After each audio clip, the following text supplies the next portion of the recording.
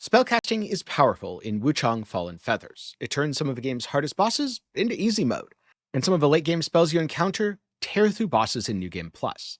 So, playing Spellcaster has been an absolute blast, and I was very surprised at how effective this has been because I usually don't play caster builds in Souls-likes. Now, there are a wide variety of spells available through the game, but some of the best ones are found early on, so even in Chapter 1, you start feeling quite powerful. In addition, many of these spells and many Spellcaster weapons have inherent defenses, thanks to an auto-dodge weapon skill and the alacrity keyword, which helps you avoid damage, generate additional Skyborn might, is also pretty darn bad player friendly, and I say this as someone who is not particularly good at dodging bosses in these games. I usually take a lot, and I mean a lot of attempts to kill stuff. It did not take me nearly as many playing on a caster. And so first up, out of all the spells in the game, which should you use? Well, early on, your best option is Echo of Lu Bingzhang. You get this from a feathered priest above the Shu Sanctum, so it's very early on. When you cast a spell, you leap into the air, which is great for avoiding enemy attacks. In addition, the spell does have the alacrity keyword, meaning you automatically avoid an instance of damage during the cast time. You could extend this with a benediction. On top of this, the spell does solid damage, and once you have the correct node on the Impetus repository and keep yourself at high madness, it only costs 2 Skyborn might, making it pretty easy to spam. The spell can clear lesser foes with ease, and it's amazing against some of the game's most dangerous bosses like Hung Lan.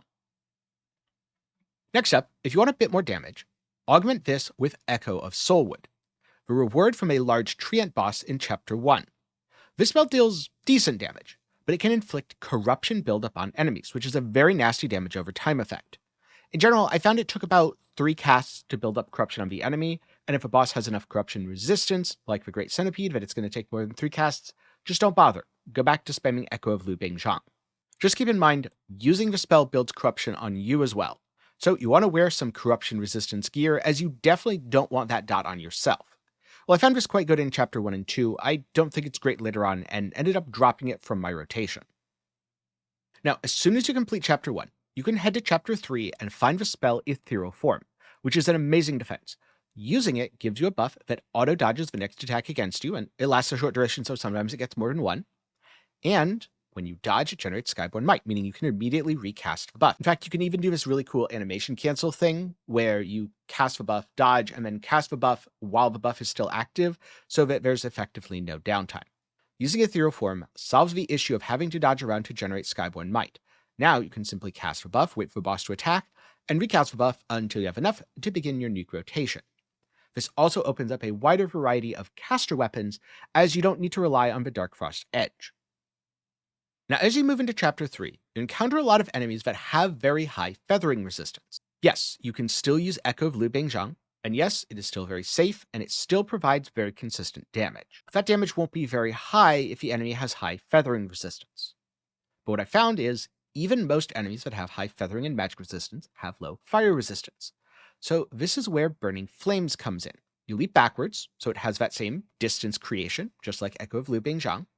It has alacrity, so if you're attacked, you don't quite time it right. There's a good chance you're just going to get some free Skyborn Might for your trouble. And it deals fire damage. A lot of the enemies are very weak to fire, so this does a ton of damage. Plus, you can trigger Burn Buildup, which is a dot that does even more damage. I found this was highly effective in Chapter 3 of the game, especially against some of the game's more annoying bosses, like the Bow Sorceress. And so that about covers the spells you use in the early game. But later on, there's 2 powerhouse spells you get access to. The first is the Echo of Hung Lan, which you get for beating Hung Lan as you explore Worship's Rise in Ruins. This is a huge upgrade from the Echo of Lu Bingzhang in almost every way. It still ends up costing 2, and it still has alacrity, but it has much better damage scaling, which really matters, as your feathering stat should be much higher than it was in Chapter 1. In fact, from my testing, it was roughly double the damage. Plus, instead of having to just leap into the air while casting, now you fly. There's very few enemies in the game who can hit you during this cast, as ICBMs are pretty rare in ancient China. While the spell feels great, and is a good way to finish out the game, you won't be using it for long, because as soon as you beat the game's final boss, you get something even more overpowered. Echo of Xuanyangji. When you use this spell, you summon a sword of feathering energy, leap backwards before executing a vicious slash and summoning even more projectiles. Yeah, this spell is basically, hey, we heard you like damage, so here's some damage to go with your damage.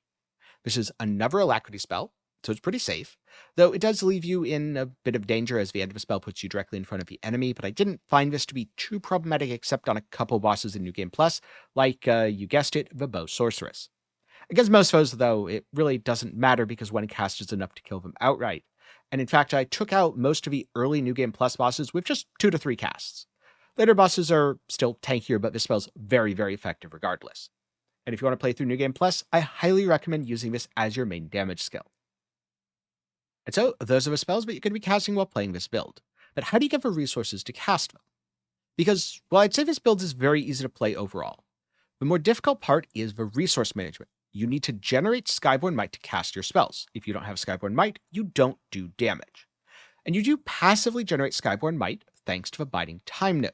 But the speed of this can be quite slow if you aren't actively hitting enemies. And both the light and heavy attacks of a one-handed sword kind of suck, so that's not ideal. Now, one way to deal with this is spend some time dodging, or spend some time using a defensive skill, like Ethereal Form, build up Skyborn Might, and then cast several times in a row. I found that this usually gives you enough biding time stacks that you're going to be able to continue casting for quite a bit. I also found that a lot of boss AI is really easy to deal with if you stand back, so this is a pretty effective strategy, and that's how I personally played most bosses in the game. But if you want to take a more active role, there are some options, most of which involve swapping to other weapons. So for example, the longsword generates Skyborn Might with its basic attack combo, specifically on the 2nd and 5th hits. You can just swap to a longsword, smack the boss a bit, and you'll be good to go. On dual blades, if you clash with a boss that has a weapon, you generate Skyborn Might. So you can keep some dual blades in your offhand and generate Skyborn Might that way. Last up, you could use the spear with either Aerial Bulwark or Spear Veil. When the Fleetness effect is triggered, and you evade an enemy's attack, you generate a large amount of Skyborn Might. From personal experience, I do not recommend doing this with Aerial Bulwark. It's pretty hard to time, but Spear Veil is fairly forgiving, and out of all these options, it is the one that gave me the best consistent results for weapon swapping to actively generate Skyborn Might. That said, I never felt like my Skyborn Might generation was bad enough that I absolutely had to do it. Now, if we're talking about generating Skyborn Might between bosses, that's where you're going to want a nice little on-kill effect thanks to your Benedictions.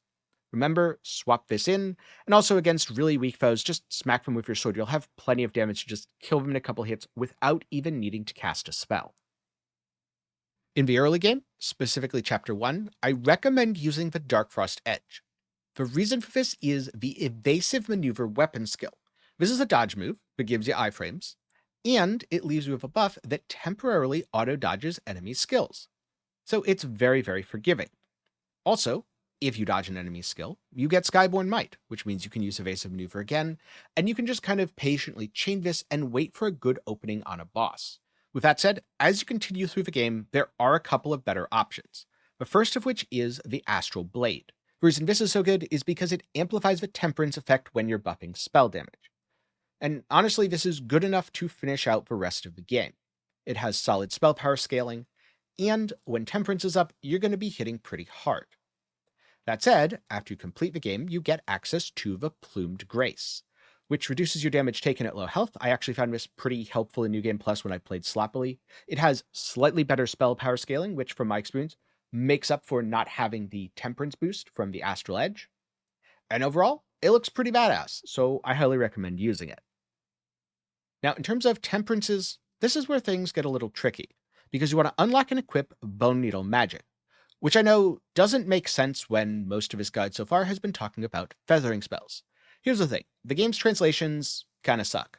So, Bone Needle Magic buffs spell damage. Bone Needle Feathering primarily buffs the feathering damage on your weapon. It will provide a little bit of a bonus to your spells, but it is not as potent as Bone Needle Magic. And so you might be thinking, okay, but what if I'm using magic spells? Well, Bone Needle Magic is also your best option, but then Bone Needle Arcane is your second best option. And I don't know why the spell damage one isn't just called Arcane when there's a stat called Magic that doesn't scale half the game's spells. Okay, rant over. For secondary needles, most of them aren't particularly impactful, but as soon as you get continuity, equip it, that increases the temper duration. That is super, super important. Now in the early game, I recommend Wei Tri-Disciplinary Force in your Oath slot. This offers solid damage, and you have 5 disciplines known by default. For your memory, use Sheng Lasting Alacrity. This increases the window of safety provided by Alacrity and makes the build very forgiving. Lastly, use Way Skyborn Magic for the increased spell damage as you're constantly gaining Skyborn Might. Now, as you're going between bosses, I recommend swapping Shang Lasting Alacrity with Shang Lethal Might. This gives you 1 Skyborn Might when killing enemies, which makes your clear much smoother. Now, when it comes to late game damage, I think the most consistent thing is to just equip the full Mastery set. This provides a bonus for knowing 3, 6, 9, and then 12 disciplines respectively. You start with 5 by default. That means you have to pick up the remaining 7 on the tree, which I'll get to when I talk about the Impetus repository. It's really hard to give a specific recommendation when it comes to armor sets, because really what it comes down to is what sort of damage is the boss doing. A good example of this is on Commander Honglan. If you're getting hit by her weapon attacks, those would be slash or stab. If you're getting hit by her martial arts, those would be blunt. And you want to wear armor that works accordingly. The Centipede set, for example, really good against slash and stab, not so good against blunt. For blunt damage, you'd want something like the Golden Bandit set, which, as you can see, has much higher blunt mitigation, even if it's a lot lower defensively overall. So in short, if you're not dying to a boss, and if you're just clearing, what I like to do is a pretty well-rounded set. And I especially want to have some resistances to things like corruption and despair, as you tend to find those out in the world, and they're really annoying. And as you can see, as you go through the game, there's going to be plenty more sets of armor to unlock. Honestly, it doesn't matter if you have the absolute best set in most cases. Like, if I was using for Slash V North General's armor, yeah, technically I'm getting slightly more mitigation, but it's probably not going to make a meaningful difference in a given boss fight. That said, if you want to use North General instead of Centipede, maybe you don't need the corruption resistance, go for it. When it comes to pendants, things get a little bit more interesting. In the early game, your options are pretty limited, so I would go with the Gourd, Draco Lich, and Luduin. Gourd is the first pendant you get. Draco Lich you can find in the Mercury Workshop, and Luduin, I believe, is from turning in one of the side quests at the Reverent Temple. Now, between bosses, swap Draco Lich for Lifesteal. Having the extra life recovery is really good. It lowers your flask pressure, and there are very few non-boss enemies who even have a roar. Also, if you're getting annoyed at the Luduin draining your stamina constantly as you're dashing around, just swap it for the Twin Infants. You don't really get more damage from extra stamina as a caster build, but it is still really nice for quality of life when you're sprinting and dashing. Now, late game, you get more options. I would recommend keeping the Draco Lich, as a lot of boss roars are very annoying, but I'd add in the Sun Pendant. This is a consistent damage increase that works really well. For your last slot, it kind of depends on what you need. Luduin is still a really good defensive option. And if you're really struggling, you think your damage is fine, but you want even more defenses, add in the Nameless Eye in one of the other slots. On the other hand, maybe you think defenses are for chumps. I'll just play better, or I have an auto-dodge buff, so why do I need defense? And you know what? That's pretty true for a lot of fights. So you could use something like the Fiend Felling Pendant, which lets you do more damage to large bosses. Or you could use the Tigreliss Pendant, which gives you a significant damage buff, but also increases your damage taken, so maybe be careful with that one. Last up, the Crane Pendant increases the potency of your spells when you're below a certain HP threshold. This is really good when combined with other defensive bonuses that trigger when you get to low HP. So now let's take a look at the Impetus repository tree. I'm a high-level character at level 129, but I'm going to kind of go over the order in which you take stuff, so even if you're lower level, you should be able to follow along. First up, you want to head to the right to take Biding Time. This is the node that enables the entire playstyle, so yeah, you're going to want to have it. Also, you can't access the rest of a one-handed sword tree without it, so you need it. Next, if you are playing a feathering spell, you take the bottom branch. When you are playing a magic spell, you take the top branch and path all the way over to Ascending Wrath. You don't really need Ascending Wrath. You're rarely going to be attacking with a light attack combo anyway, but you have to path through it to proceed.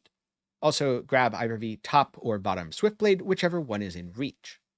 Take the next Swiftblade here, and then path all the way over to these big nodes. This is plus 10 feathering or plus 10 magic. And this is about where you should end your tree in the early game, as you won't need to come up here until you're enhancing your weapon past plus 6.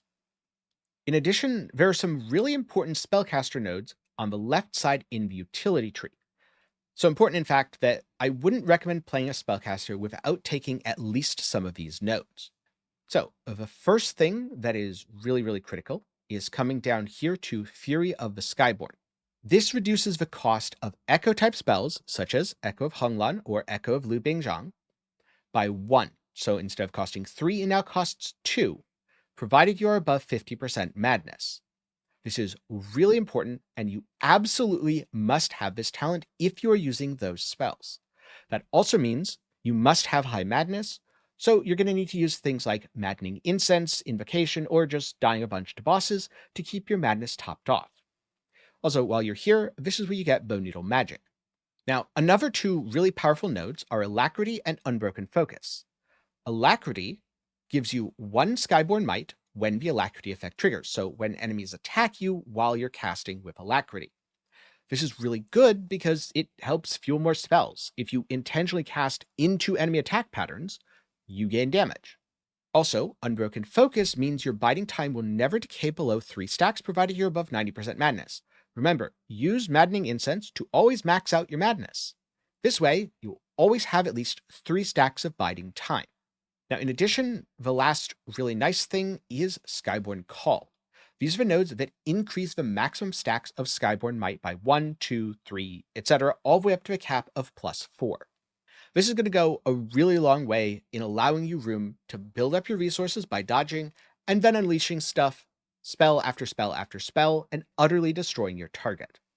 In addition, this tree is where you have your Mana Flask upgrades. Obviously, take those as you have the resources. Rapid Temperance is nice quality of life. A lot of the time, you're going to be tempering going into a boss fight, so you don't super need this. In addition, things like additional Temperance charges are quite good, and Maddening Incense duration keeps Maddening Incense's effect active so that killing feathered enemies doesn't drain your madness, because remember, you want to always be above 90% madness. Now, at higher levels, there's also some really good nodes here that give you a whole bunch of feathering or a whole bunch of magic. This is the second big portion of this build's damage. So in the late game, after you've filled out the one-handed sword tree, and after you've filled out the nodes here, where do you go next? The first thing to do would be to pick up 12 disciplines. Again, it doesn't specifically matter which ones you take, so just grab the ones that are closest to the nodes you're already invested in.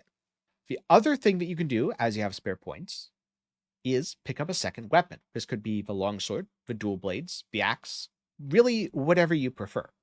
This gives you a melee option, which before you get into New Game Plus is pretty nice for trash. And also, if there's any boss that is super anti-magic, I'll get into that in just a bit, you might want to have a weapon as your fallback option. Also, if you are specifically using feathering spells, you can spec into the longsword, and there's a whole bunch of nodes over here that give you feathering. Unfortunately, getting a whole bunch of magic isn't quite as easy. There's technically a couple of magic nodes scattered throughout the tree here and there, but there's no big old cluster that you can just spec into like there is with feathering. And so that's how I built out the tree, starting from a pretty low level, all the way up to a very high level character. Next up, let's talk about some gameplay things, such as what to do when clearing mobs, and also what to do when bosses are really annoying and resistant to your spells. So first up, a reminder to always be at high madness. Invoke or use Maddening Incense. Personally, I think Maddening Incense is much more effective because it prevents your madness from decaying and just breaking your build mid-fight. Also, in the early game, you're going to find the Skyborn Might generation a little limiting, especially if you don't have the ability to generate it on kill. So you might want to spend time just smacking weaker enemies with your weapon, or using a weapon swap. You can always just respec for free, so if you're using one build to clear trash, let's just say longsword or dual blades, and then a completely different build like Spellcaster to clear bosses, there's no real cost outside of the time it takes you to respec. Later on, with Skyborn Might on kill and just higher damage in general, it doesn't feel too bad to play a Spellcaster, but if you prefer using a weapon, by all means, keep using a weapon.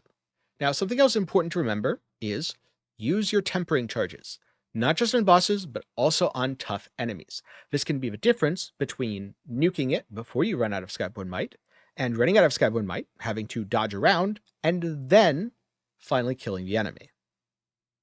What about playing against bosses? Are there any that stand out to me? Well, yes. Honglan, for example, is normally really challenging, but using the Dark Frost Edge, and using Echo of Lu Bingzhang, I found her to be very easy. I made a video about this, and now a lot of other people have found it very easy as well. And I know this because they told me in the comments, which feels really good because I love finding a strategy that breaks the game and also helps people get past a boss they were struggling on. I found this to also be highly effective against Huang Yan, another boss that I found to be difficult with other builds, but very easy when using magic. Against bosses like this, your playstyle is generally to be pretty passive. Keep your distance, generate Skyborn Might, dodge their attacks. Then, when you have a good amount of Skyborn Might, pop them in the face, maybe use a defensive spell like Ethereal Form, or dodge with the Dark Frost Edge, build up Skyborn Might again, bonk them in the face, repeat until the boss is dead. Then there are what I'd call the medium difficulty bosses. Some examples of these would be Liu Chang'en, Fangling Bow Sorceress, or Fierce Tiger.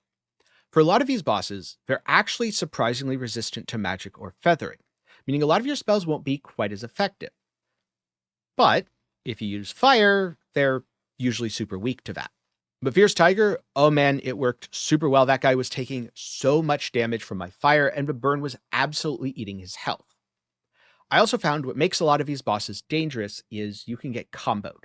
So if you're dodging everything fine, or if you're keeping Ethereal Form up, thus automatically evading their stuff, the boss really isn't that bad and you can fall into a comfortable pattern. But if you make a mistake and they full combo you, you're probably just going to die. Yeah, in general for bosses like these, it might take you a few tries. Once you get a pattern, it should be pretty comfortable, and also kill it with fire. And then last up, there are the really hard bosses. This would be things like the Dragon Emperor. In his second phase, he has an ability that absorbs projectile spells and empowers him. And it's really annoying because almost all the good spells in the game are projectile spells. Now, if you really want a spell that you can use, Echo of Zhang Xianzhong, the thing you get from the tiger just before this guy, is pretty effective. It costs 2 and it's a melee range jump. The thing is, it also puts you in melee range, it has no alacrity, and it builds paralysis up on you, which lowers your damage. In other words, it's really annoying.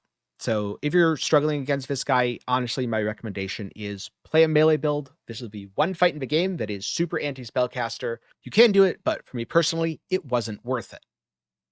And so that is how to play a Spellcaster in Wuchang Fallen Feathers. While this is primarily a feathering build, don't completely ignore the magic spells as well, because some of them are remarkably effective at killing enemies with fire.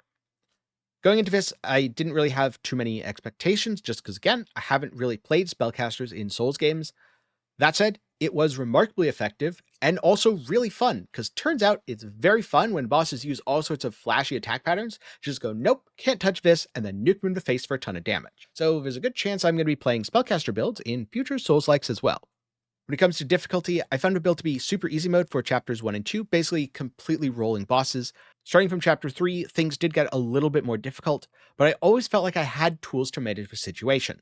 If a boss was attacking a lot, I could use Ethereal Form, I could build distance, I could use fire spells if they were magic resistant, I could use echo spells if they weren't. I always had an answer, and I could adapt to any given situation. Then in New Game Plus, it went back to super easy mode because New Game Plus, the enemy health doesn't seem to scale that much, and oh boy, does your damage scale up. With that said, I'm probably going to be making a couple more boss guides, both on this Spellcaster build and also on my Dual Blades build. If that sounds interesting to you, do be sure to get subscribed. If you want a handy reference to look at a lot of the details of his build, pendant recommendations, spells, etc., then do be sure to check out a written guide over at MaxWellGG. It'll be down in the description below. Also, if you found this helpful and want to see more of it, leave a like and tell me what else you'd like to see either in Wuchang Fallen Feathers, maybe even whatever game you'd like to see me cover. On the other hand, if you've watched this entire video and you're like, spellcasting isn't really for me, maybe check out my Dual Blades build. That one is super fast, very fun, and also quite powerful. It'll be up in the card and down below. For now, thank you very much for watching to the end. I'm glad you've enjoyed, and I'll see you in the next one.